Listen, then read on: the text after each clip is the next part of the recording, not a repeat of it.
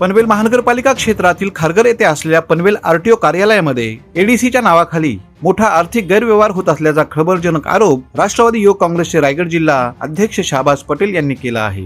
या आरटीओ कार्यालयाच्या परिसरामध्ये दलालांचा मोठा सुळसुळाट सुरू असून यामुळे नागरिक मोठ्या प्रमाणात त्रस्त असल्याचं शाहबाज पटेल यांनी यावेळी सांगितलं. संबंधितांवरती कठोर कायदेशीर कारवाई करावी अशी मागणी यावेळी शाहबाज पटेल यांनी आरटीओ प्रशासन तसेच खारघर पोलीस प्रशासनाकडे लेखी निवेदनाद्वारे केले आहे.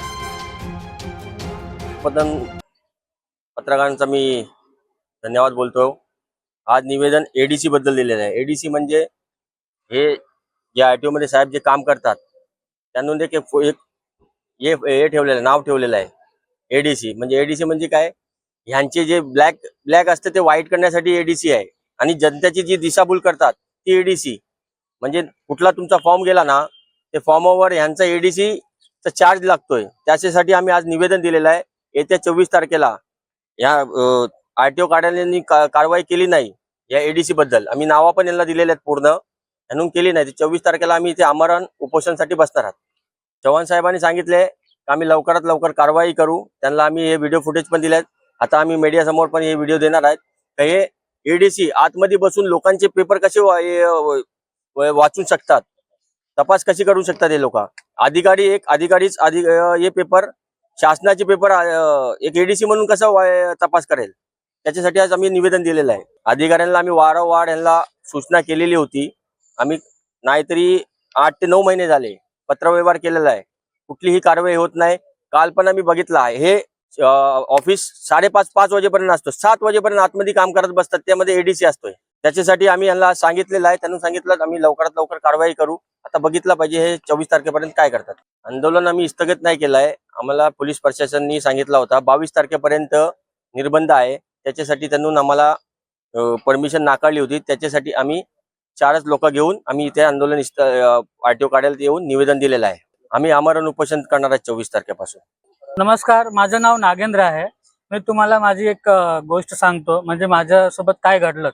मी 7 ऑगस्टला ड्रायव्हिंग लायसन्स साठी अप्लाय केलं होतं आणि त्या दिवशी ओरल पण दिलेत, लर्निंग लायसन्स एक्झाम पण दिलेत ऑनलाईन ऍज पर गव्हर्नमेंट की स्पेसलेस आहे. तर ऑनलाईन अप्लाय केले, पास पण झालेत. पण आता आजचा डेट आहे सर 19.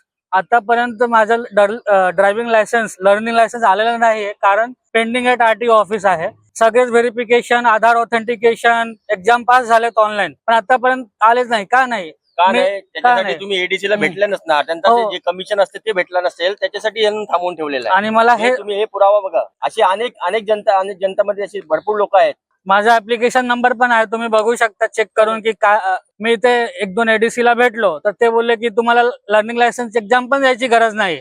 मी एक्झाम दिले, म्हणजे अभ्यास करून एक्झाम दिले, ऑनलाईन पास झाले, सगळेच ऑथेंटिकेशन केले, एक्झाम फी पण भरले. पण आता 15 दिवस जाऊन पण लर्निंग लायसन्सचं अप्रुव्हल पेंडिंग आहे. नाही, पैशाची मागणी नाही केलेत, पण ते कामच नाही करत आहे. अधिकाऱ्यांना भेटलो, ते बोलतात की तुमचा हा प्रॉब्लेम आहे. म्हणजे ते बोलतात तुम्ही फर्स्ट अटेम्प्ट मध्ये क्लिअर नाही केलं. मी बोललो तसं काहीच नाही, 3 अटेम्प्ट आहे ऑलरेडी तिथे. मी सेकंड अटेम्प्ट मध्ये एक्झाम क्लिअर केले आणि ते लिहिलेलं आहे वेबसाईटवर, आणि आधारनं ऑथेंटिकेशन पण झाले. अशा अनेक समस्या लोकांना, आमचं जे आंदोलन घेण्याचं जे मागचे जे कारण आहे, असे अनेक समस्या लोकांना आलेल्या आहेत आणि ह्या समस्या सोडवण्याकरताच आम्ही हे आंदोलन घेतोय. 24 तारखेला आम्ही आमरण उपोषण करणार. जनतेसाठी, म्हणजे जनतेचा फायदा व्हावा यासाठीच आम्ही हे करतोय. म्हणजे अशा अनेक गोष्टी आहेत. हे आता आज आपल्याला लाईव्ह तुम्ही दाखवलं तुम्हाला, पण अशा अनेक तक्रारी आमच्यावर अगोदर आलेल्या आहेत आणि ह्या तक्रारीच आम्ही समस्याचे निवारण करण्यासाठीच आम्ही हे पाऊल उचललेलं आहे. नक्की सर, ठीक आहे. ते आता शहबाज भाईंनी बोलले एडीसी, मी आपले निर्देशात आणून देतो का एडीसी म्हणजे खरं काय काम करतो आरटीओ कार्यालयामध्ये. एखादं जे शासकीय कार्यालय असतो तिकडे कोणाला बाहेरचा व्यक्ती पेपर तपास किंवा लॅपटॉपवर काम करू शकत नाही. हे व्हिडिओ फुटेज आहे आमच्याकडे. त्या व्यक्तीचं मी नाव घेऊन सांगतो आज तुम्हाला. त्याचं नाव आहे मतीन मुल्ला. हे कार्यालयाच्या आतमध्ये बघा, हे आमच्याकडे व्हिडिओ आहेत. मीडियाला आम्ही देऊये हे काम कसे होतात. संध्याकाळीपासून ते सकाळपासून ते संध्याकाळपर्यंत हे मतीन मुल्ला पूर्ण आरटीओ बघतो. यांचा एडीसीचा आणि साहेबांचा 40-60 आहे. 40-60 हे काम करतात. यांचे पत्रामध्ये साहेबांनी स्वतः दिल्यात की दररोजचे 500 ते 400 लोक या कार्यालयामध्ये येतात. जसं आता आमचे मित्र पक्ष आहेत, मनसेवाल्यांचं जे आंदोलनचे पुकारलंय अवजड वाहतूक, त्यामध्ये जे पैसे गोळा करण्याचं काम करतो तो हा एडीसी करतो. हा एडीसीचा काम खरा आहे. जनतेला हे माहित नाही की एडीसी कोण असतो.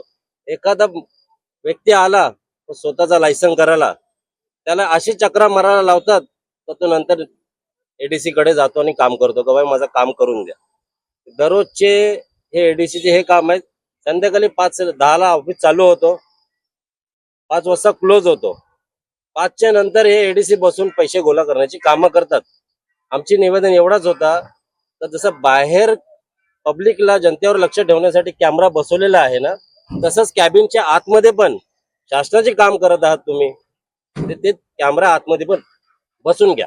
आमचं एवढंच निवेदन. राष्ट्रवादी युवक काँग्रेस यांच्या माध्यमातून आज आम्ही राष्ट्रीय प्रादेशिक परिवहन अधिकारी त्यांच्या इथं आम्ही जन आंदोलन घेणार होतो. पण काही कारणास्तव आम्हाला पोलीस स्टेशन करून म्हणजे खारघर पोलीस स्टेशनकडून आम्हाला परमिशन नाकारण्यात आली होती.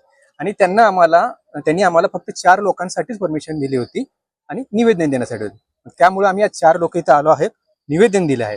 हे निवेदन देण्यामागचं आणि आम्ही निवेदन देण्यामागचं कारण हे आहे, एडीसी म्हणजे काय की एक अनधिकृत पद ह्या इथं काम करते. अनधिकृत पद काम करत असताना त्या पद्धतीनं जे काम होतं इथं, हा आमचं आंदोलन घेण्याचा मागचा हेतू हेच आहे की जनतेचा फायदा व्हावा. जनतेचा फायदा काय आहे की इथं जो अतिरिक्त पैसा आहे किंवा अतिरिक्त भार जो बुर्दन भरावा लागतो लोकांना, तो भरण्यात नाही यावा म्हणून आम्ही हा आंदोलन करत आहोत. आणि ह्या एडीसी मुळे लोकांना त्रास होतोय. आता प्रशासकीय काम करत असतील, चांगलं काम करत असतील, वाईट काम करत असतील हे आम्हाला माहित नाही, पण प्रशासन हे होते ना, त्यांचं नाव खराब होते ना, प्रतिमा मलिन होते त्यांची. एडीसी एखादा पैसा घेत असेल किंवा दुसरा घेत नसेल किंवा तिसरा घेत असेल किंवा चौथा घेत नसेल, पण एखादा एडीसीने पैसा घेतला तर प्रशासन ही खावा. आम्हाला माहिती आहे आज काम होतं कसं काय होतं. हे काम फक्त एडीसीला न करता त्यांनी स्वतः करावं, हेच आमचा ह्या मागचा उद्देश आहे. म्हणून आम्ही हा आंदोलन घेणार होतो. पण आम्हाला परमिशन, पण येत्या 24 तारखेनंतर आम्ही इथं आमरण उपोषणाला बसू. जर यांनी काही कारवाई केली नाही तर आम्ही नक्कीच या इथं उपोषणाला बसू.